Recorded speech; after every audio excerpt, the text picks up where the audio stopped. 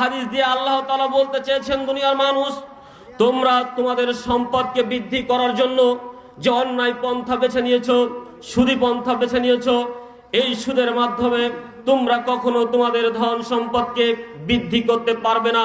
বরঞ্চ এই সুদী ব্যবস্থা, এই সুদী অর্থ ব্যবস্থা, এই সুদী জীবন ব্যবস্থা তোমাদের জীবনকে, তোমাদের অর্থকে ধ্বংস করে দিবে।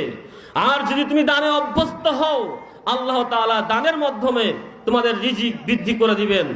এজন্য আল্লাহ তাআলা দানের মাধ্যমে কিভাবে রিজিক বৃদ্ধি করবেন এ কথা আল্লাহ তাআলা জানিয়েছেন সূরা বাকারার 261 নম্বর আয়াতে, মাসালুল লাযীনা ইউনফিকুনা আমওয়ালাহুম ফী সাবিলিল্লাহি কামাসালি হাববাতিন আমবাতাত সাবআ সানাবিলা ফী কুল্লি সুমবুলাতিন মিয়াতু হাববাতিন আল্লাহু ইযায়িফু লিমান ইয়াশাউ আল্লাহু ওয়াসিউন আলিম।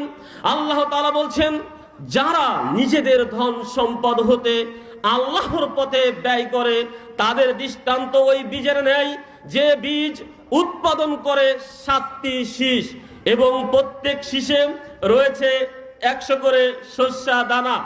আল্লাহ যাকে ইচ্ছা আরো বহু গুণে বাড়িয়ে দেন। আল্লাহ হচ্ছে প্রাচুর্যময় এবং মহাজ্ঞানী। আল্লাহ তাআলা এটা আমাদেরকে জানিয়েছেন।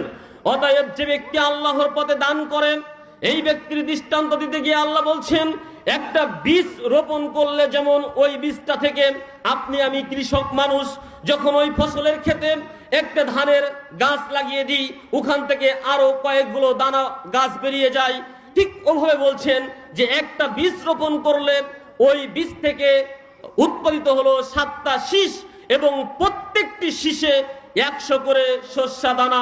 অতএব কোন ব্যক্তি যদি 1 টাকা দান করে আল্লাহর জন্য, আল্লাহর এই ভাষা অনুযায়ী তাকে 700 টাকা দানের নেকি দেওয়া হবে ইনশাআল্লাহ। শুধু এটুকু নয়, আল্লাহ যাকে ইচ্ছা তাকে আরো বহু গুণে বৃদ্ধি করে দেন, আলহামদুলিল্লাহ। অতএব আমাদের উচিত বেশি বেশি আল্লাহর পথে ব্যয় করা।